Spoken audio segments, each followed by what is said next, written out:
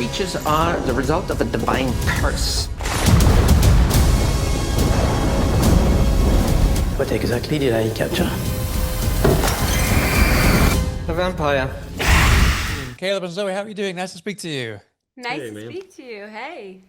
First of all, congratulations on the movie. It's fantastic. I loved it to bits. Such a great alternative take on Dracula. So, I mean, obviously, the first question is for Caleb. I mean, this Dracula is very different to what everyone's used to.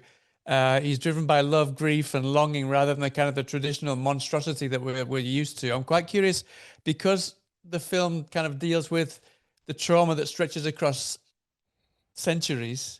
I'm quite curious how you kind of approach embodying this character whose grief is both immediate and eternal at the same time. I don't know. I'm not sure. And if were there any kind of strategies that kind of help you to kind of maintain that? Because I mean, you talk a lot about melancholy, the melancholy of immortality. Yeah. So I'm quite curious how you kind of got into that mindset. Honestly, I don't know what mindset I'm in. You know,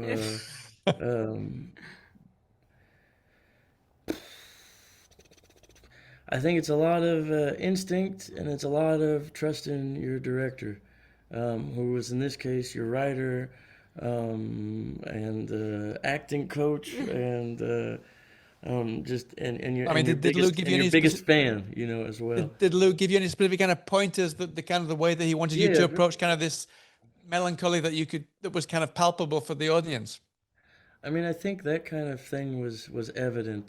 I think we knew what that needed to be, or you know, I never know how to get there or how it's gonna get there. I never know that stuff, and sometimes I don't get there.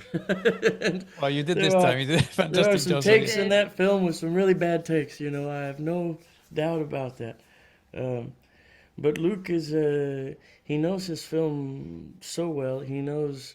He's already in the editing kind of room while he's filming. Right. You know, you're working with another kind of guy here, you know, and how he's putting it together at the rate that he is.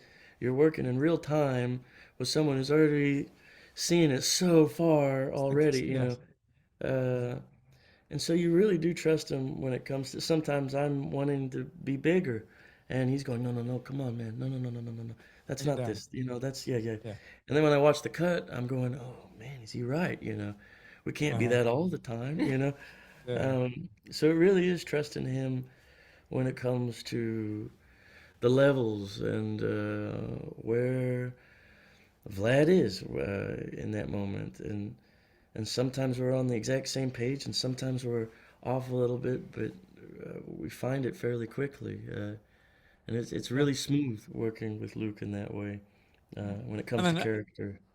And then a similar question for Zoe. I mean, I don't want to give too much away about your performance because it's kind of, there's something there that could spoil things. But your performance kind of carries the emotional core of the story across time in a similar way, no? I'm quite curious if you spoke to Luc or if you kind of drew on any specific portrayals of tragic or idealized love from maybe other stories or from Dracula, the original novel itself? No,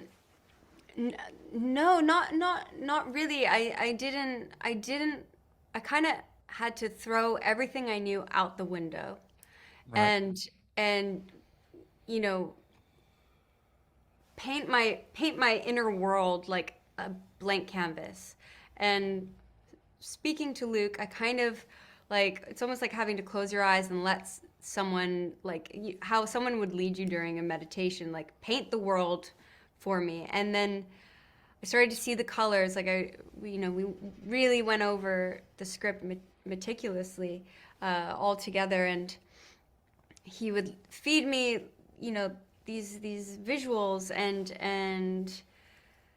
then, you know, something kind of silence starts to happen, and the interior world starts to build, you know, and then you hear the music for the first time, and that does something, that adds more color, that adds more costume. Yeah, you put on the costume, then there's just layers of paint just get poured into it. And then in terms of like referencing, like, you know, other like tragedies or love, like I didn't want to. I kind of just trusted my director, and then I had to really trust myself, which I think was the biggest challenge too. This is my first lead role, and I'm fairly new to all this acting business, and just trusting just trusting my own inner instinct, and just letting go and seeing what pours out. And it's never usually what I think it. If I have a certain idea of how I wanted to play a scene, Luc would just, and no, like he just like, he really encouraged me to be in the moment, and then, and not. I really tried to not kind of plant anything, just kind of be in the space, be present with Caleb, be present with, the set, and really just immerse myself, and then something just happened. And it'd be interesting because, like, say we're doing a scene together, or Matilda and Zoe are over there, and I'm in another room or something, and I'm watching Zoe kind of sometimes retract, go back into her head, almost like kind of in this way that Mina is, or something. Yeah. And then Luc is pulling her out of there. Yeah. And he's wanting her to be present, and he's wanting her to be immediate and there. And is very interesting to watch the two of them work with each other in this way, and sometimes her retracting, and sometimes him pulling, and it also led to, I think, this Dracula waking you up, you falling back again, and where am I? Am I here, or am I back there? And totally. Like, there were so many. We've never talked about this before. No, but it's so true. Like, that was one of the biggest challenges for me, was not being in my head, and because I felt quite a lot of pressure to play. That you got big shoes to fill. Like Winona Ryder. Oh my God, like hero of my. Shit. I wanna do justice to this role, and the more I thought that, then he'd be like, don't think that, like, you just be here, and then I'd be like, okay, I'm here. Okay. No, you're not. No, you're not. And then you're not. But then just using that, whatever comes up, use it as fuel for, yeah. Well, listen, they give me the wraps. Sadly, I could speak to you for hours about this. Thanks so much for your time. Wish you the best luck with the release. Great job all round. I will speak to you again sometime soon.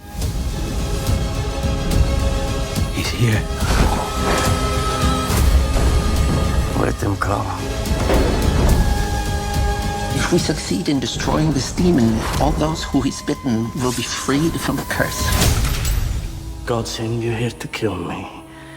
God sent me here to save you.